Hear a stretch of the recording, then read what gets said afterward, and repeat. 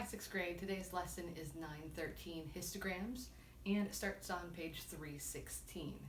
So, if we take a look at the very top of the page, you'll notice the data chart with the heights of students and lots of data points in there for us to take a look at.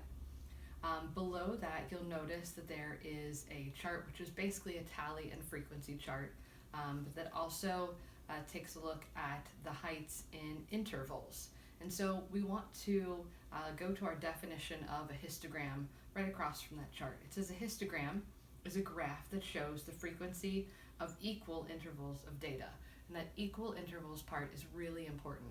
So you'll notice on the chart there in the middle of the page that they've divided up the chart into equal intervals for the heights. So for instance, the first one is 49 to 52. And so that represents four numbers, 49, 50, 51, and 52.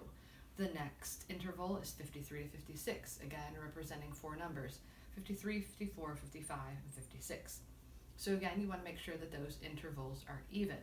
You want to make sure that it begins with the lowest number on your data chart and includes and may go a little bit above, keeping it at equal intervals, the last number on your data chart. So, to make the histogram then, you want to go down to the orange arrow, and it says for the first step, use the frequency table, which is that table in the middle of the page there with the blue heading, to choose and label a scale on the vertical axis for the frequencies. Okay, so the greatest frequency was 12, right, according to your frequency table up there in the middle. So that means that your vertical axis should go up to at least 12, maybe a little higher. Then your column for height with the equal intervals in that middle chart shows you how you can set up the horizontal axis. And so you can see on the horizontal axis of the histogram, which is that bottom chart there, it looks a lot like a bar graph, that they've got the intervals placed there along the bottom, the horizontal axis. Then of course you'll draw in your bars with no space between them to show the frequency. So above the 49 to 52 interval on the x-axis, the horizontal axis, it goes up to 9 because the frequency table tells us that there were 9 heights in that range. And then of course at the end you can write the title for your histogram, and they did heights of Mrs. Ilhart's students. You'll also notice that they used the broken scale on the horizontal axis because the numbers don't start until 49, so there's a bit of a gap there between 0 and 49. So again, making sure that those intervals are equal is really important with no gaps.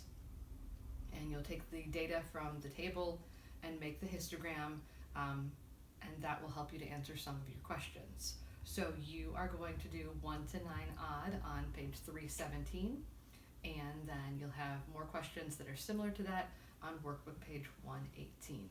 Remember that you can also go to Freckle for some extra practice with some basic skills like adding, subtracting, multiplying, and dividing.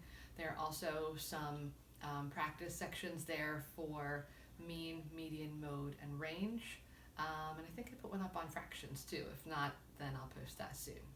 I hope you're doing well. Stay healthy, wash your hands lots, keep praying. Have a great day.